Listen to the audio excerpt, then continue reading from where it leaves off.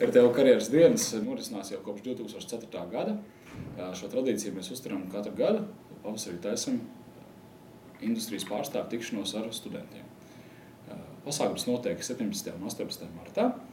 Pirmajā dienā būs uzņēmuma izstāde, kurā piedalās uzņēmuma pārstāve, atrodoties stendos, atbildot uz dažādiem studentu jautājumiem par prakses un darba iespējām uzņēmumos.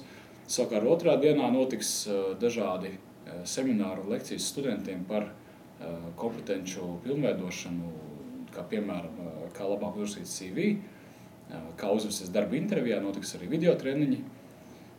Būs arī dažādi lielu uzņēmumu pārstāvi, kas stāstīs par aktualitātēm darba tirgū un kas ir tas, kādam jābūt studentam šodien, ieejot darba tirgū.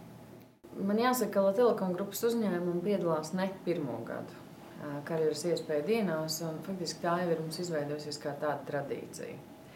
Un, ja jūs jautājat, kāpēc, tad pirmkārt jau tāpēc, ka mēs esam ļoti liels uzņēmums priekš Latvijas.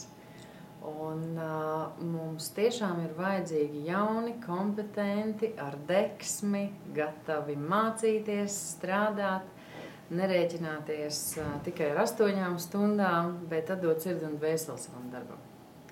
Mēs meklējam šādus cilvēkus, šādus studentus, šādus darbiniekus. Lielā uzņēmumā tā, manuprāt, pievienotā vērtība, ko mēs varam dot, ir tad, kad tu ienāc iekšā, tu kļūsti par šīs komandas sastāvdaļu, tad tev parvarās ļoti plašas iespējas.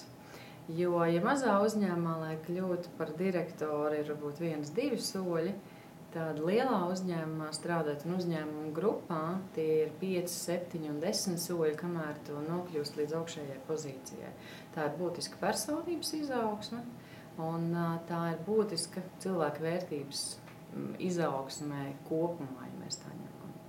Un faktiski, ja mēs skatāmies no šodienas darba tirgus pozīcijām, tad kas ir tie vērtīgie darbinieki? Tie, kuriem ir izcils zināšanas, pieredze, kuriem ir īpaša attieksme pret klientu, jo klients ir tas, kas maksā mums algu. Un to visu mēs sagaidām no saviem jaunajiem, potenciālajiem darbiniekiem, un to mēs sagaidām arī no studentiem, kuriem mēs gribam stāstīt, kas ir tās mūsu vajadzības, lai viņi varētu izvērtēt, vai tas ir tas, ko viņi grib savā dzīvē darīt.